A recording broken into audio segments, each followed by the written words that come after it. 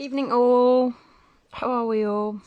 Um, just checking. Hang on, just turning up.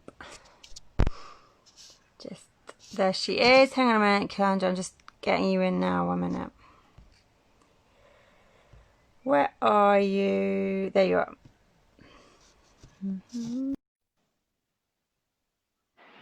Any second now. Hi, hi. Hi, how's it going? Good. How are you? You alright? Yeah, very good, thank you.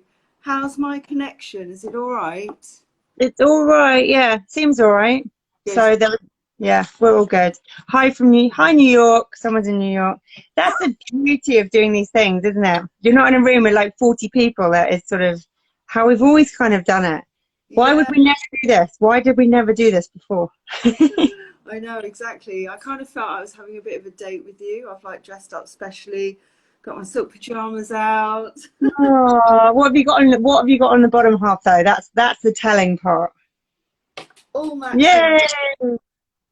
Full I've got a shirt on, but I've got hubby's boxer shorts on underneath because it's hot up here. sparkling water, but you know. Yeah. Cool. Anyway, we are joined by the lovely Calandra Balfour, who has a list of everything and anything she does, from sex educator to owner, co-owner. Do you co-own it with Tim? Yes, yes. Um, yeah, Lust, Taboo, adult sex shops in Brighton, which are great, and a very kinky dungeon in Brighton, and Yeah. founder of Love Giver. So, explain what Love Giver is. Oh, let me just put these in. Oh, earrings as well to our date.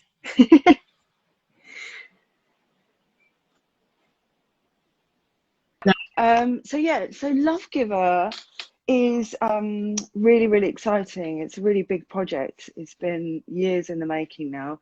It's a sex positive social media, so nipples are allowed, but it's also combined with an e-commerce website, all adult e-commerce platform rather, all adult. So we've decided we want it to be the one-stop shop for anything adult, adult events, adult toys, clothing, accessories, everything. But also somewhere where you kind of express your sexiness as well without being censored and having your account taken down and being blocked or reported. So that's what we're aiming to do. But another thing that we're doing is a large proportion of all the sales go to charity as well. So we hope to raise money for some charities which are often left behind. So sex positive charities, of which one of them is actually Vagina Museum. But Oh, cool. the I rest know. will be. I feel they'd just properly opened up, hadn't they? And then this all happened because Yeah. we had some events going on, some like cube quizzes and vagina quizzes and things that we were meant to be doing there. So yeah. Yeah, it's So so how? sad. Yeah, and you also host a lot of workshops for us, like the spanking workshop. Talk us through the spanking workshop. Like what people would look at that and go, how do you make an entire workshop all about spanking? And what is Yeah, it? yeah. So it first started in something I would do in the shops, and we've taken it to a couple of other events, and it's really developed when I've been doing it for Killing Kittens. And it's funny, you know, when you say the word BDSM or kink, I think it's quite off-putting for a lot of people, even though they might want BDSM things or kink things, they might not associate themselves with being that. Um, when you know we also host the curious room for you at your parties, and something we've encountered so many times is, you know, couples who really want to try something, but either they've tried it and they don't know kind of how to do it properly and it hasn't worked out that well, or they don't even know where to begin to, you know, like, yeah, is it, you know, you can't just go in and just start spanking somebody. I mean, well, some people can, I guess, but the majority of times, you know, I hear it time and time again. You know, there'll be a woman on the cross going, oh yeah, you know, I'd love to be spanked. Oh my God, don't let him do it, talking about their partner, because they're Yeah, like, oh my God, no, he does it too hard. You know, he always goes, you know, he does it all wrong. Please, could you do it? So in response to that, that's why we came up with the spanking workshop. So what it does is it covers consent, and consent done in a really sexy way. Often the word consent is quite unsexy, but doing it is, like, do you like it? Do you want me to carry on? Are you Mm. enjoying it? Shall I go harder? All of those, even though they sound almost like foreplay, but it's consent. So we teach loads of that. And then we start with a bit of safety. So, you don't spank somebody in the face, over the eye, and there's certain parts of the body you need to avoid, like over the kidneys and things like that. And then the different tools you can do it, and then the way that you actually do it by using it as a way of foreplay and to make it pleasurable. And the thing about spanking, I think, as you do it, it builds up endorphins, which feels amazing. But so much of the time, it's the bit where you do nothing in between the caresses or the spanks. It's that moment when someone's, blindfolded, The and suspense. the suspense, the anticipation, they don't know what's going to come. Is it going to be a light kiss on the neck, or is it going to be a caress, or is it going to be a nice thwack, and where's it going to be? And and that's the bit that really can drive somebody wild, and makes them stick their bum out more and And want what's so more. fun for couples watching, and they've been in isolation, and it's been pretty frigging boring for a lot of people, and a lot of couples are like looking at each other, going, well, maybe should we try something, or just get a bit out of our comfort zone? And what advice have you got for those couples when it comes to, on like the spankings, just a few things they could try, or going into, we'll get onto BDSM in a bit, but kind of getting into the just the entrance level. Well, there's just, tying up is a great one. And what I'm always telling people in the shop, the tying up, you don't have to tie somebody up and spank them or hurt them. I say that in a light-hearted way, but you can tie them up. You can tie them up and be really lovely to them, and that's equally drive somebody crazy. So, just a little bit of rope or cuffs, handcuffs, or stockings are quite good if you don't have that to hand, and quite sexy as well. And blindfold, blindfold changes your senses completely. And so just doing those things can really, and doing those things and then having the sex that you would normally have will give a completely different experience. So that's something that I Yeah, definitely and is how like do you, number one. a lot of people are, there's the community. We always, communication is at the bottom of everything. Whatever kink you're into, whatever, anything to do with any kind of relationship, even if it's a business relationship, it's that Yeah. communication. And that, there are so many couples that have spent decades together and never really been honest or communicated. And what advice on that, when if you're suddenly it's all you're thinking about, and you're thinking, I've got this fantasy and I really want to try that, and just bringing it up when you've been with the same person for a while, and you're used to kind of just Netflixing, chilling, and sitting next to each other with a glass of wine, and you've never really, and you think, is he going to think I'm a real weirdo and Yeah. seedy? And how do you bring it all up? Well, I think a really good way is not when you want to do it right there and then. Don't spring it on your partner, unless you're maybe in an intimate moment and it feels right. I know one of the things that is a bugbear in any relationship is like a difference of when we feel horny. So one person will initiate and you're like, oh, really? Get off. And then they feel rejected, and then you're like, hi, and they're like, what? But I've just, But I've got on to your go to terms, work. fine. Yeah. And then that becomes a thing, and then everyone stops initiating, and I mean, yeah, it's a standard pattern in any long-term relationship, I think. So not like, right, okay, this is what I want to do. I've had this fantasy, I've got it all planned out, let's do it now. I think Yeah. is the wrong way to go about it. But it can be You know, if you have a problem with maybe saying it and that seems like a bit too much and you might feel a bit weird, it can be a little text, you know, text message. Do you know what? I thought this weekend or whatever day, maybe when you know that your kids have got a babysitter or visiting grandma, or an afternoon or a morning, you know, I think let's have some fun. And I read this thing in an article. That's one of my favorite little like getting an idea. And I read this thing in an article. It sounds really cool. Should we try it? And it got me thinking, what do you think? And kind of bringing it up that way. And then if it's by message, it's not quite so on the spot, and there's a little bit of distance and a bit of time to think about it, you know, because I think we're all human. Sometimes you just need to think about it a little bit, and your first reaction might be like, oh, and then you think about it and you're like, actually, that's quite horny. You know, we kind of warm up to it. So there are a couple of suggestions that I would say how to bring it up. No, and the well, going on to the whole BDSM, it's like explain for, because a lot of people don't, you know, they've heard about BDSM, you know, 50 Shades, and it's just sort of thrown around there. But a lot of people don't really know the actual crux of what BDSM is and what it even stands for. Bondage, domination, and sadomasochism is what it stands for. So bondage is being restrained, but being in bondage is quite, you know, you can tell somebody, put your hands on your chair and don't move them at all, you know, and that's bondage, you know. It doesn't have to be physical.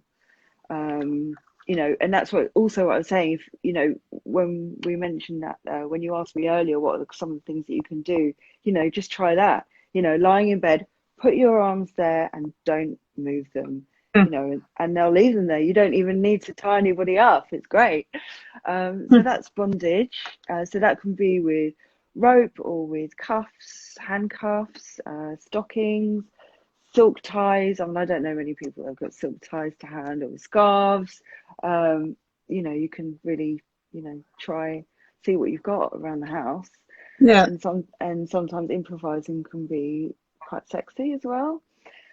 Domination is one person having more power over the other, or one person is leading the way, actually, leading the way, because ultimately whoever is submissive is always in control, far more in control, because the moment they say, not into this, it Yeah. ends. So that's always a kind of misconception about domination and the dominant and the submissive. You know, the submissive has got lots of connotations in that word, but they have all of the power. They really are in control. And, you know, with that comes switching. So when I'm in the shop, I'm always saying, you know, I think most men generally find the more dominant role easier one to do. But, you know, switch it up all the time. And ultimately, if you're not prepared to have something done to you, then don't expect to do it to somebody else. So that's the domination part. And then the sadomasochism is about whether you enjoy giving pain or whether you enjoy receiving pain.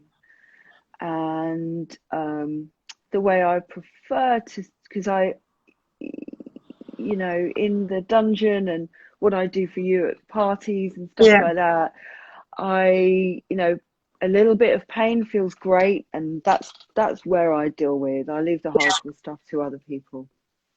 And on the and then there's kink. So what's the difference? Like where's the line? Where does kink start, or does BDSM fall into kink? Or kink can just be driving up on it. Yeah, it can. It's such a broad subject. God, that's quite a good question, actually. I've never really thought of it in that way.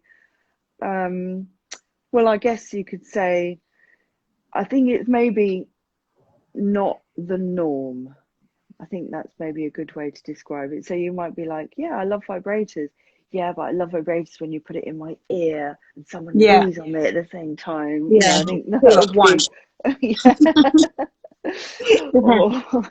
One's a spiked on.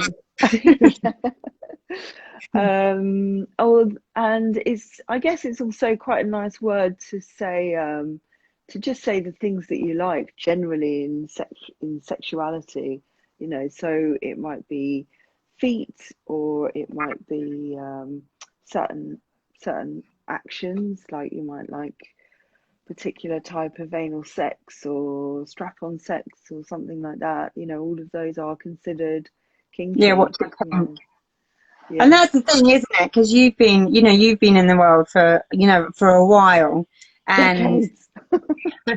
a year. I'm not going to say, that you're old. You're not, but you've seen, you know what I mean. As long as I've been in it, and the change has been huge. And have you seen, what have you seen and noticed, especially on the, on the female side of things, when it comes to sexuality and sex positive, and people being more open, and because actually what's considered, kinks now are, what was really kinky, 10 years ago is just sort of norm now. Oh my It's God. a section that's just constantly evolving. Completely changed. I mean, you know, there was a certain book that came out, and then all of a sudden, nipple clamps were like totally on everybody's shopping list of everyone who came in. And, often older women as well coming in. And the reason that I say that, I did a different Instagram live yesterday that was targeted towards older women and stuff like that. But what really hit me was like these middle-aged couples coming in their 50s, 60s, going, right, I want a whip, I want a paddle, I want some nipple Yeah. tassels, and I want some duo balls, please, now. Yeah, and you know Literally. what boat they've read. Yeah, and they got a little shopping list. But no, what I really noticed, I mean, it's in the past, I think it must be about 7 years or so, 6 or 7 years, something like that. I mean, it just opened the gateway for women to say, this is what I want. And yeah, there have always been women that have said that, but there'd be lots of guys going like, oh, Mm, immediately making a judgment of that, of like, well, they're a slut. you're a slut. How do you know you like that? How many people have you shagged, and what have you Yeah. been getting up to? I haven't done that, and you have. So, what? But now it's totally acceptable, and that's just wonderful. And you know, I don't know about you, but it took me so long to work out what I wanted, and I just see young women coming in, and they're like, I want an anal toy, and I want this, and I want that, and they know what they want already, and Yeah. they're in their 20s, and they're Complete, and just, even now, yeah, I'm 42, and there's still that. I think because you've grown up, I've grown up the way I grew up, and with all the messaging going on, there's still an element of awkward. And I've done KK for 15 years, but there's still that slight awkwardness of, ooh, should I try that? Should I, it's still there. And we say the same thing. That there's more and more young girls in their 20s coming into KK, and they're coming in groups, and they literally couldn't give a shit. They were yeah, in there owning it in amazing lingerie. You, me, now. You know what I mean? It's amazing. I sit there in yeah. awe. And the communication as well, they come in, like you say, with groups, and they're like with their best mates, doing twosomes, threesomes, moresomes. What I love about your parties is that everybody is so friendly, and I have so many great conversations with everybody. So I really, I'm super nosy as well. So I like ask Yeah, all of the me questions. too.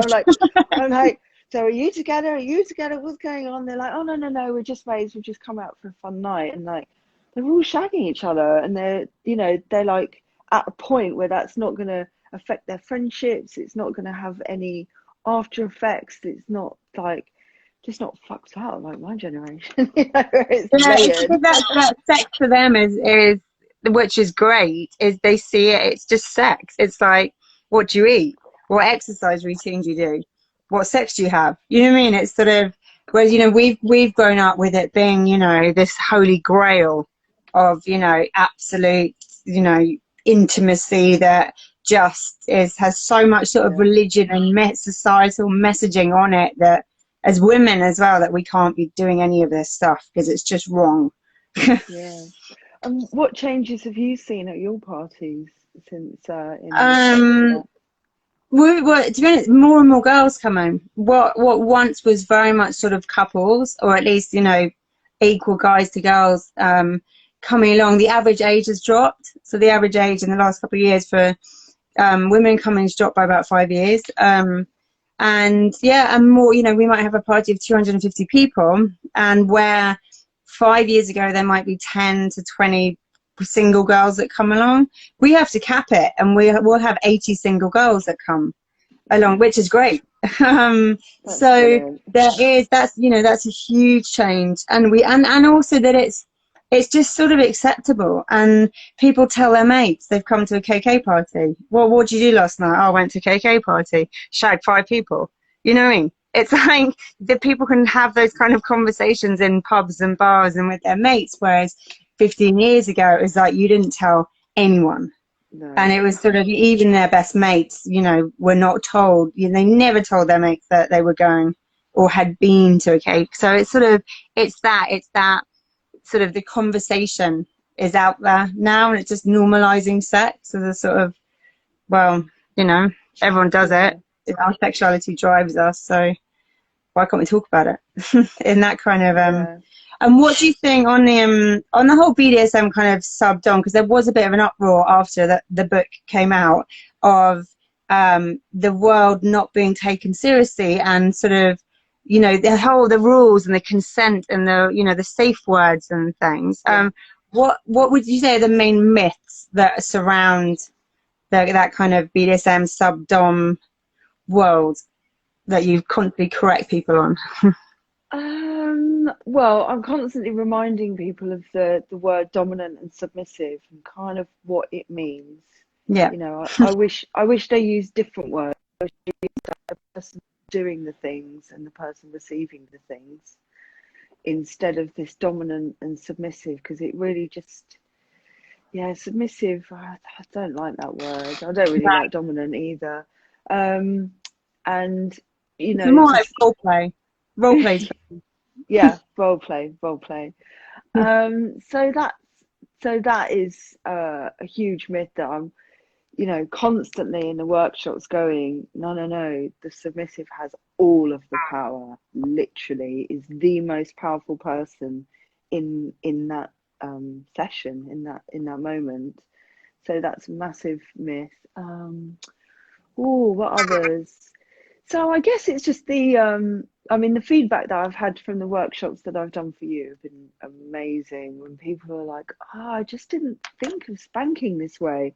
I thought BDSM would be like quite a rigid, structured thing where it's just being spanked and things like that, just kinky things happening, as opposed to something more playful and something more like foreplay. That you can just drop in and out when you're having sex. It doesn't have to be like, right, now we're going to do BDSM and then tomorrow Yeah. we're going to do sex, that it's really interchangeable.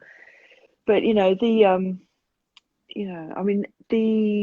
one of my like key things in my life is to do everything with fun, and if I'm not having fun, I don't do it. And that applies to the sex shops, and that's one thing I've really tried to do with lust. I want it to be, in the shop, people just laugh the whole time, and that's what I want to hear, laughter. If people aren't laughing, Sex is like, funny. Yeah, that's the thing, isn't it? It's yeah, like a party. yeah, The party is just funny. exactly. And you need to see people laughing and smiling and having fun. And BDSM can just be quite, the idea of it is quite serious, and it's not. It should be fun and playful and like, come on, let's try this. No, that's shit. Get something else. Come on, yeah, okay, let's try this. Fuck it, let's just carry on. But in a really nice, light-hearted way. And so, and that's, there is a large proportion of BDSM scene which is quite serious, but yeah, not my style. No. And on that one, if people go, well, right, we're gonna, give it a go, and sort of if someone's feeling like they want to be a dom, what are the first steps? Because someone asked earlier about getting over like first time nerves. So it's their first time of going out and being, yeah, being a dominatrix? What would you say to them? Like, yeah, what advice? So I guess the first thing is to understand that you are a sex worker, which is great, but you need to be fine with that. And maybe sometimes people don't process it in that way. The next is mindset. You have to put a uniform on and become the person that you are acting, and Yeah, that's such a huge part, and that will take away anxiety and take away nerves and things like that. You're playing a role, and get that really clear in your mind how you're going to be it. And the next is boundaries. I do know quite a few dominatrices, and it's boundaries, boundaries, boundaries. And if somebody is working as a professional dominatrix and they have a website or something like that, beforehand they need to get a piece of paper and sit down and write down all the things that they never ever ever want to do, and just to have that, so they know that, and they can list that as the things that they don't want to do. I know that sounds like almost quite negative, but the moment you've got that out of the way, you're like, cool, right, mm, those are the things I aren't going to do. I'm going to do everything else, and I'm going to do them with fun and gusto. But again, you need to enjoy what you're doing. A friend of mine who started to do it fairly recently, she goes into everyone thinking like she's going into a hot date. And I yeah, just think that is such a brilliant mindset, to make sure that you enjoy it, because you have to enjoy everything you do, whatever work it is, you yeah. know. Rather than just you getting up 9 to 5 and yeah. Yeah, And the same yeah, on that safety front, how, because it's quite, it's obviously quite difficult on the boundary front if you're doing it, and it's all very well doing it within your relationship, but if you're out there doing it as work, um, how do you do the boundaries? How, again, is that the communication side of it? And yeah. but then Well, if in a dominatrix scenario, you mean? yeah, Well, but even often in a with your other half of being very clear, but then obviously then maybe that's probably more if you're the submissive to set those boundaries and trust. Yeah, Yeah, yeah. Well, again, it's like being really clear about the things that you don't want, and in a relationship setting. And what I also say in the workshops is always get feedback afterwards. It doesn't have to be immediately afterwards. It can just be a little text of like, do you know what? I really enjoyed that. Um, can you tell me something that you really loved about it and something that I could do a bit better for next time? It's a really good way to get feedback, because then you improve it. And that is a time that you can be like, oh, do you know what? You went in a bit hard or a bit slow. Blah, blah, blah. In I know in a relationship sometimes it's easier just to not say anything and then maybe not do it again. But ask for feedback. And yeah, just guidance. If you don't like something that's being doing done to you, you can. Well, it depends how you want to do. You can just go stop that right now. I don't like that. But if you yeah, don't want to, but if it's only a little bit that you're not enjoying, but you still want to keep the sexy atmosphere, you can be like, can we try something else now? Or could we go back to that other thing? And that's just a way of like, oh, okay, a little nudge, and hopefully your partner, and again, hook up, because it might not be somebody you know that well, will be like, okay, hopefully they'll be like, right, okay, they didn't like that, but we'll go back to this other thing. So you're still keeping it on a sexy pathway. yeah, Uh, but when it comes to being a professional dominatrix, it's about screening, screening, screening before you find yourself in a room with a stranger. Always, have a conversation, work out what they want, plan the scenario. What is it that you're going to be expecting from this session? What do you want to happen? And also, a lot of the time, hopefully they'll be tied up. So, if if the scenario is not going in the direction you want, yeah. That's the they're thing. If tied you if up. you're the dog, most of the time you've pretty much got them under control. Yeah, exactly. But Uh, there's a lot of the safety rules are just like first date ones. Let somebody know where you're going, screening. don't give your real name, any of your details about where you live. If you're doing it professionally, use a different. Yeah. Oh, where's she gone? Oh, you're there. Someone asked sent a question in about cuckolding. Cuckold. What? Explain Cuckolding. it. Yeah, explain that and how. They want to know how would you find someone open to it. Well, so cuckolding is basically you get your partner to watch you having sex with somebody else. And so getting somebody who's willing, I don't know if that's getting a partner who's willing or getting a stranger willing.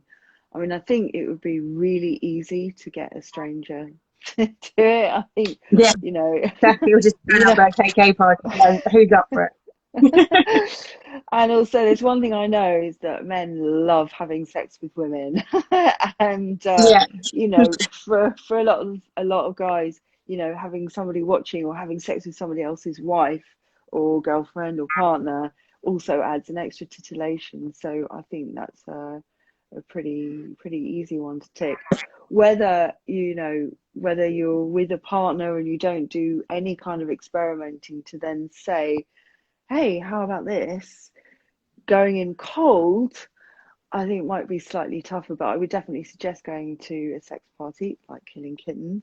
You know, I think, cuckolding as a definition on its own sounds quite extreme, but at a sex party, that's kind of what's happening, and it It's kind of what feels everyone's doing. sexy. Yeah, Like a yeah, but mass obviously, cuckold.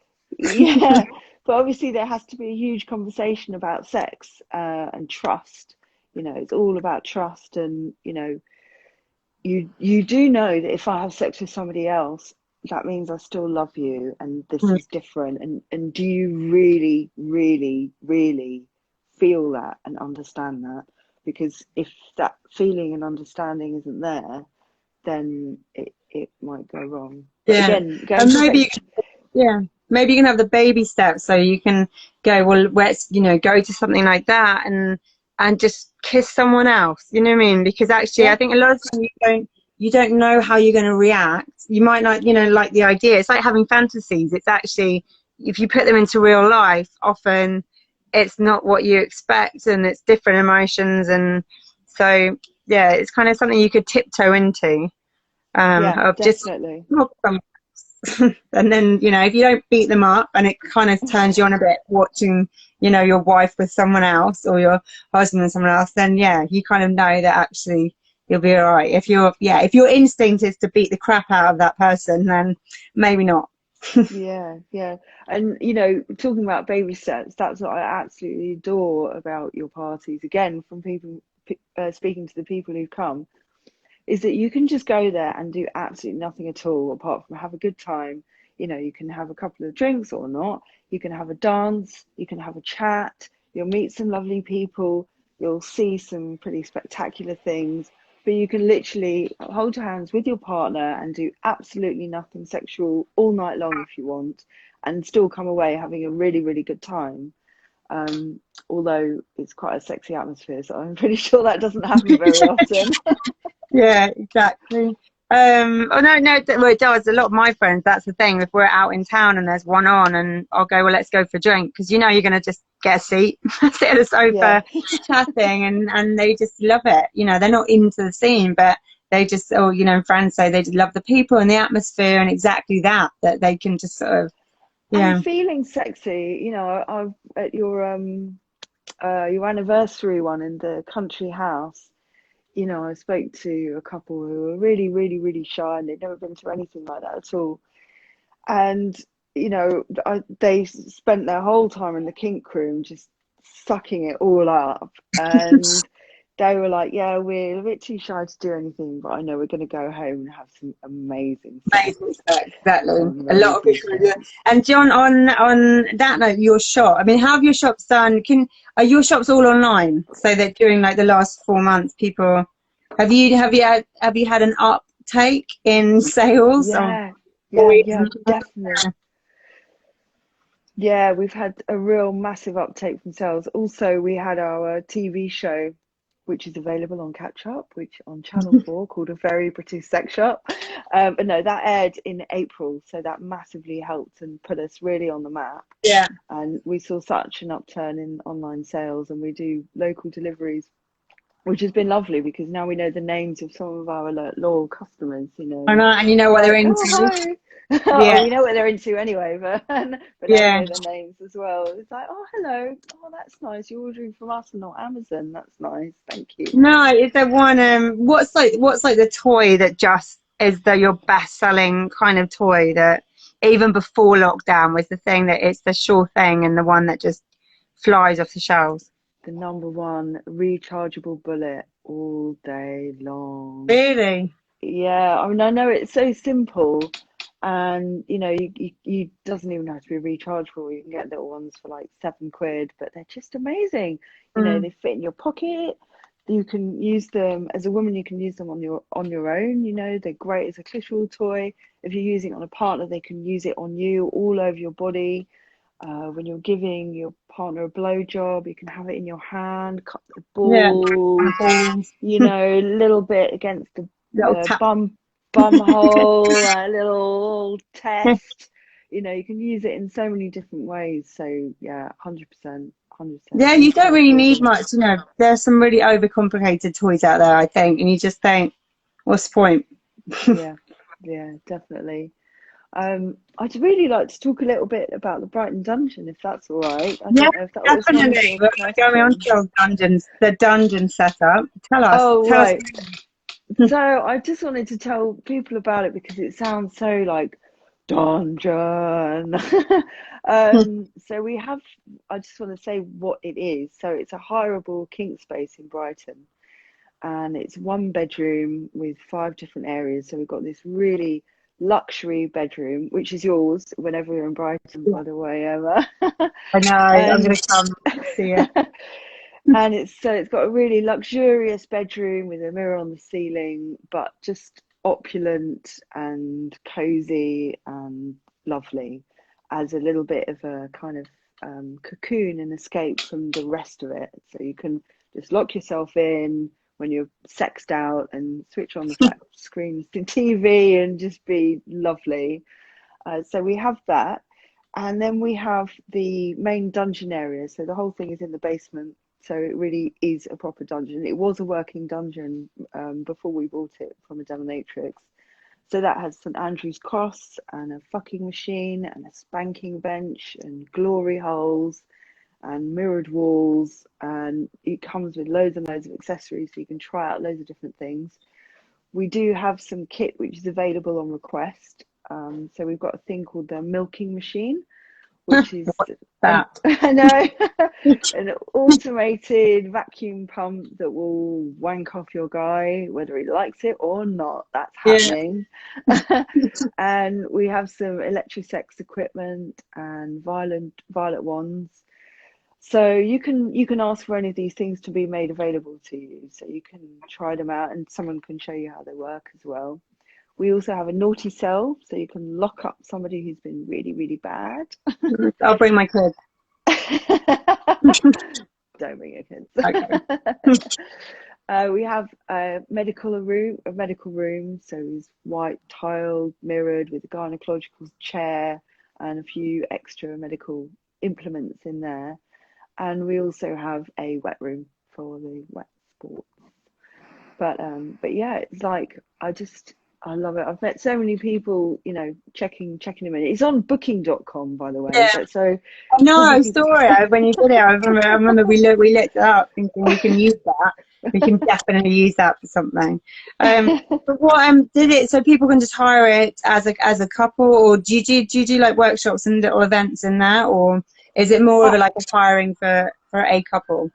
yeah, it's more like a hiring for whatever. It's quite a small space, so we haven't done any workshops yet.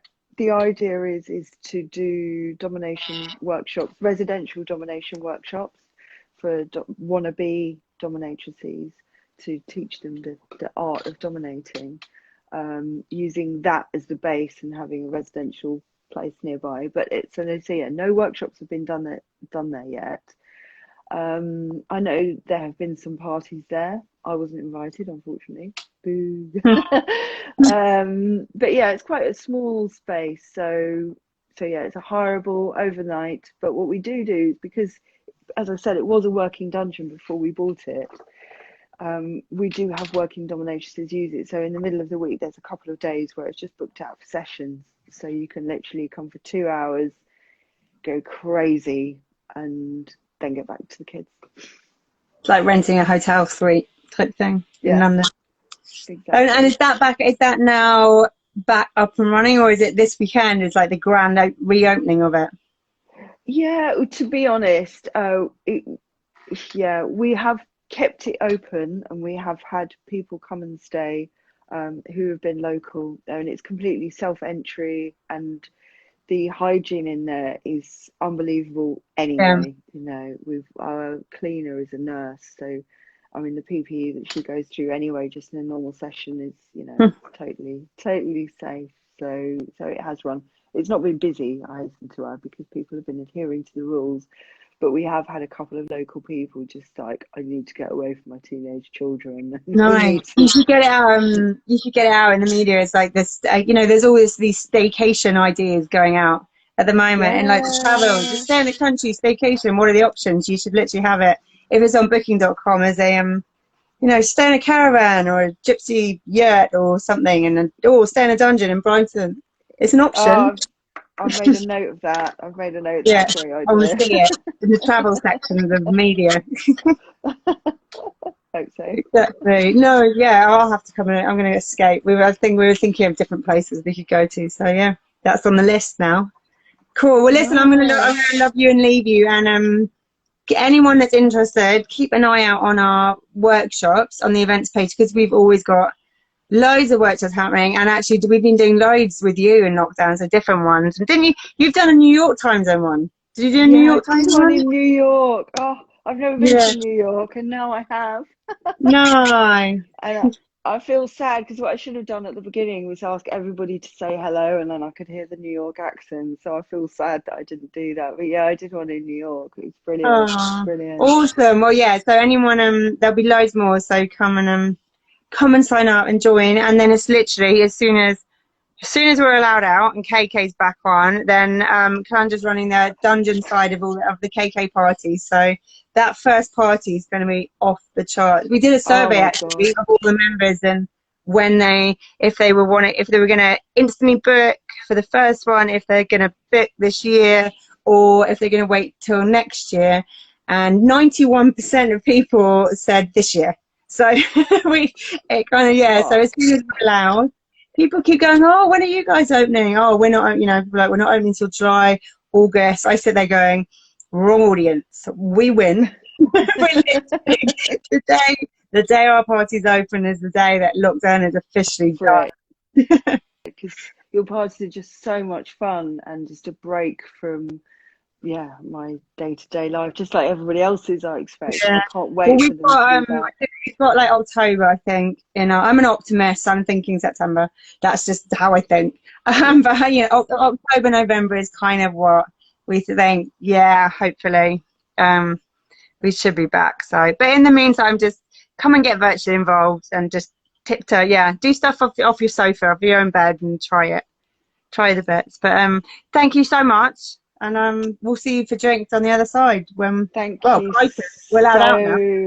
you so much, Emma, and thank you so much for everyone who's come in. It's great, and cheers. Can't wait to see you in the flesh, Emma. All right, yeah, see you later. I'll see you later. Bye. She was epic. We will be back next Wednesday, and we've got Dr. Jess, who's probably the biggest sexpert psychologist in North America. She's awesome and very funny. So she'll be on with us next Wednesday, and I will see you guys next week. See you later.